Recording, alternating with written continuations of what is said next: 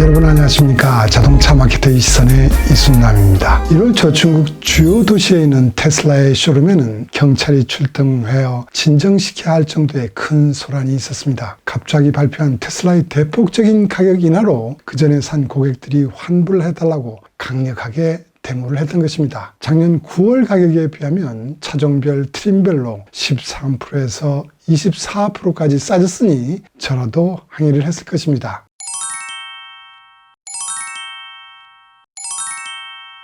오늘은 마케터의 시선에서 최근 테슬라를 어떻게 평가하고 있고 향후 어떤 모습으로 변할지를 예상해 보겠습니다. 테슬라는 소프트웨어 디파인드 비클 초기 시기에 하이테크 이미지를 선호하는 고객들로부터 강력한 지지를 받아왔습니다. 주요국에서의 전기차 지원 정책과 휘발유 가격 인상은 전기차 판매에 순풍이 되어 왔습니다. 반도체 부족 등으로 글로벌 자동차 산업이 공급차 시장으로 변하면서 중고차 가격이 신차보다 비싸지는 일도 벌어졌습니다. 일부 고객들은 테슬라의 신차를 구매하여 큰 이익을 남기며 중고차로 팔고 새 차를 주문하면서 테슬라 차에 대한 수요를 주도하기도 했습니다. 인플레와 원재료 가격이 인상될 때마다 테슬라는 선제적으로 가격 인상을 하면서도 판매를 늘릴 수 있었습니다. 그러나 시장은 급변했습니다. 계속되는 글로벌 경기 침체에도 금리는 크게 인상되었습니다. 소비자들의 구매력은 떨어지면서 자동차 수요도 급속하게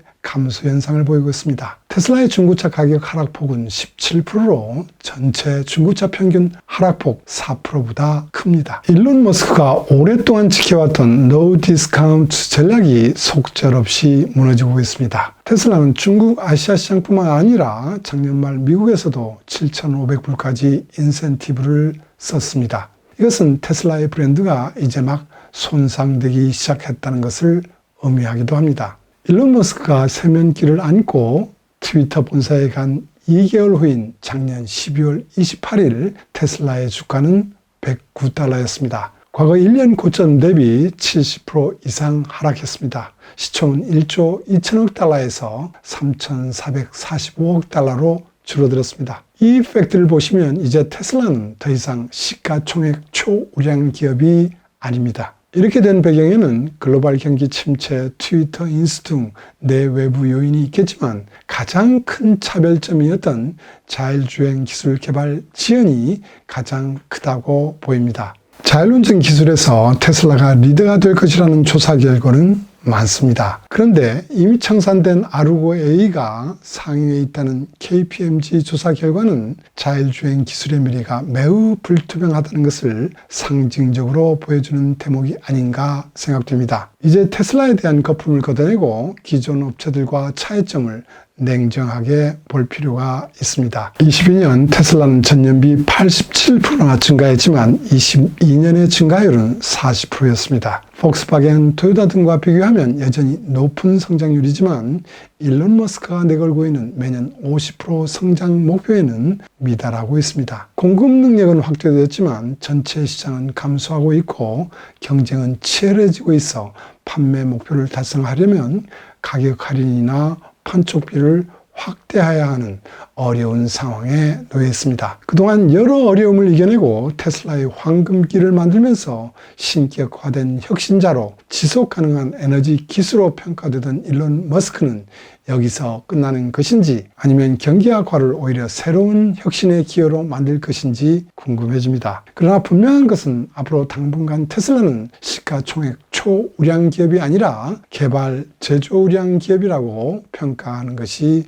좋을 듯 싶습니다. 먼저 테슬라의 개발 방식은 여전히 우위를 가질 것으로 예상해 봅니다. 기존 자동차 업체들은 모든 것을 철저하게 확인하면서 하나하나를 개발해 나가는 개런티형인데 반하여 테슬라는 실리콘밸리의 베스트 에포트형 개발 방식을 취하면서 개발 속도에서의 우위를 지킬 것입니다. 또한 테슬라는 어떤 가치를 고객에게 제공하는가, 즉 what을 무엇보다도 가장 중요하게 판단하고 있는데 반하여 기존 업체들은 그것을 어떻게 실현하는가, how를 더 중요하게 여기고 있습니다. 자율운전 기능에 대해 벤츠, BMW 등은 레벨 3로 보다 고도한 자율운전 개발에 힘을 쏟고 있지만 테슬라는 애초부터 레벨 수위에는 흥미가 없었다고 합니다. 일론 머스크가 오토파일럿을 개발하게 된 동기는 미국 서해안을 횡단하는 1호선에서 아침 저녁으로 정체 시에 운전자의 고민을 해소하는 것이었다고 합니다. 테슬라의 데이터 드리븐 비즈니스에서의 우위성은 지속될 것이며 30년 테슬라 전체 이익에서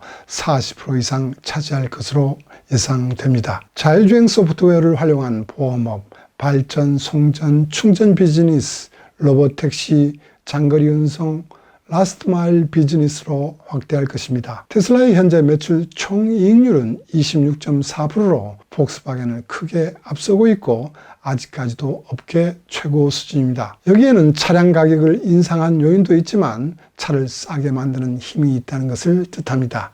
가격이나 판촉비 증대로 이익률은 떨어질 것입니다만 지금까지 추진해온 혁신의 힘과 수직 통합 전략으로 리더의 자리는 계속될 것입니다. 폭스바겐은 차 한 대 만드는데 30시간 걸리는 생산성을 테슬라처럼 10시간으로 단축하려고 볼스부르크 본사 공장 근처에 새로운 공장을 지어 추진하려고 했지만 최근 이 계획은 폐기되었습니다.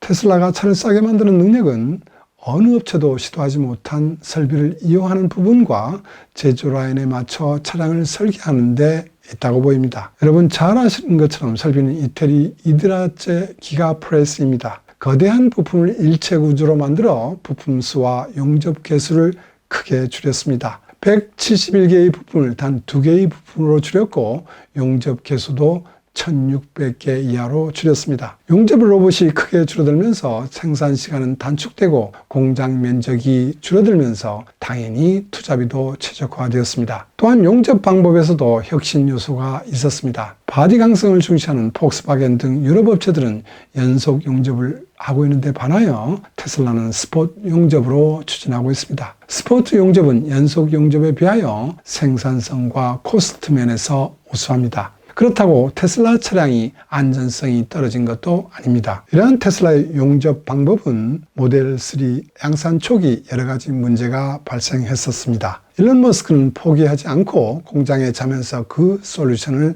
찾았다고 합니다. 이러한 생산 지옥을 극복하면서 배운 교훈으로 제조 라인에서 생산할 수 있도록 설계하고 있습니다. 자동차 업체들의 경우 보통은 설계자가 그린 도면을 기본으로 생산 기술 요원들이 공장 설비와 생산 공정, 생산 방법을 전개하게 됩니다. 그러나 테슬라는 후공정인 제조를 전공정인 설계에 대한 제약 조건으로 하여 제조 코스트를 대폭적으로 줄이고 있습니다. 이러한 개선 노력에도 불구하고 바디와 바디, 의장 부품 간의 단간차가 커서 테슬라의 생산 기술은 아직 멀었어 라고 하는 분들도 있습니다. 그럼에도 불구하고 초기 품질 지수는 20년 첫 조사 후 계속 향상되고 있습니다. 22년 IQS 점수는 226점으로 아직 렉서스, BMW와는 많은 차이를 보이고 있지만 폭스바겐, 아우디, 볼보, 폴스타를 앞서고 있습니다. 그렇다면 22년 미국 시장 리콜 횟수에서는 테슬라는 어느 위치에 있을까요?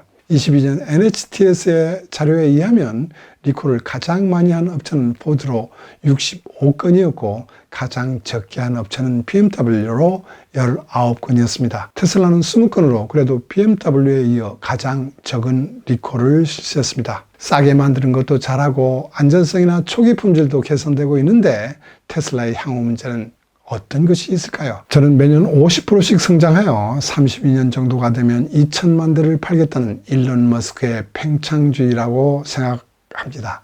일론 머스크가 그랬던 완전 자율주행차가 25년 이전에 실현된다면 충분히 그럴 가능성은 있습니다. 그러나 자율주행차 개발은 늦어지고 경쟁자들이 빠른 속도로 추격해오면서 일론 머스크의 팽창 노선의 실현성은 낮아지고 있다고 분석하고 있습니다. 시장 상황이 급변하기 시작하면서 일론 머스크는 전년 대비 50% 성장한다는 목표를 달성하기 위하여 가격 인하 인센티브를 대폭적으로 쓰게 되었습니다. 테슬라 차를 구입할 수 있는 소비자층은 아직도 매우 한정적이라고 할 수 있습니다. 대중차 가격 수준까지 내리는 방법을 찾는 것이 매우 중요할 것입니다. 테슬라는 매우 짧은 시간에 브랜드 로열티 평가 1위를 차지했습니다. 그러나 가격 인하와 인센티브를 쓰다 보니 그림에서 보시는 것처럼 실거래 가격이 낮아지고 중고차 가격은 급속하게 떨어지고 있습니다. 그 다음 단계는 예우 없이 브랜드 이미지가 나빠지게 됩니다. 이런 악순환에 빠지면 그 어떤 회사도 경영은 매우 어려워지게 됩니다.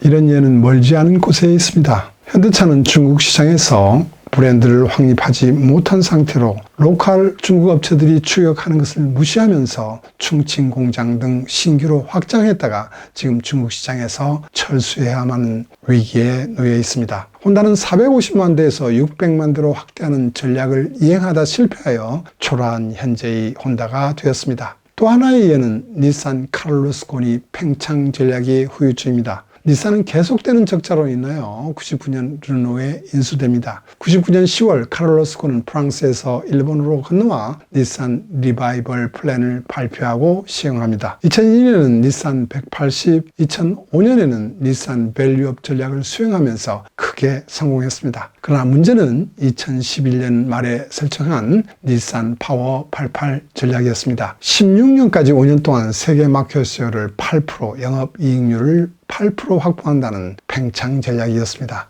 신흥국 시장을 위한 데선이라는 브랜드까지 런칭하고 전기차도 150만 대 판매한다는 높은 판매 목표를 설정했습니다. 카를로스 카리스마 때문에 시장 상황이 악화되면서도 그 누구도 목표를 수정해야 한다는 말을 못했습니다. 지금 스텔란티스의 CEO가 된 타바레스도 현대차 영업 수장이 된 문유즈를 포함하여 그 누구도 권위 전략에 노후를 하지 못했습니다. 아시아 등 시장의 부진을 만회하기 위해 미국 시장에 중점을 두는 전략으로 변경했지만 그게 말처럼 쉽게 됩니까? 이 목표를 달성하기 위하여 대당 5,000불을 초과했습니다. 이러는 과정에서 기업 문화는 활기를 잃었고 경영 상황은 악화되었습니다. 지금 미국 시장에서 닛산의 위상이 추락한 것은 이런 영향이 있었다고 할 수 있습니다. 일론 머스크는 트위터를 인수하며 이미 확장 노선 함정에 빠졌습니다. 여기에 내년도 50% 성장을 목표로 한다면 닛산처럼 많은 부작용이 예상됩니다. 성장을 견인하는 사이버 트럭이 내년 말에 런칭되기 때문에 목표를 현실화해야 브랜드를 지킬 수 있다고 생각됩니다.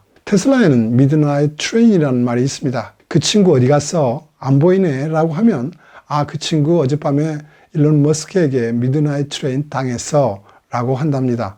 할당된 목표를 달성하지 못하거나 새로운 아이디어를 제대로 보고하지 못하면 바로 해고해버리다 보니 카를로스 곤의 닛산 시절처럼 주위에 예스맨만 있게 될 것입니다. 이미 트위터 직원의 3분의 1을 해고했지 않습니까? 테슬라의 현재 생산 능력은 190만 대입니다. 22년의 가동률 72%는 타사와 비교시 그다지 나쁜 상황은 아닙니다. 내년 전기차 시장은 전 세계적으로 위축될 것이라는 전망이 지배적입니다. 사이버 트럭이 런칭될 때까지 매우 어려운 시기를 보낼 수도 있을 것입니다. 목표를 현실화하여 브랜드를 지키는 전략과 함께 경기 침체기를 극복하는 새로운 혁신을 기대해 봅니다. 오늘은 여기까지입니다. 시청해 주셔서 감사합니다.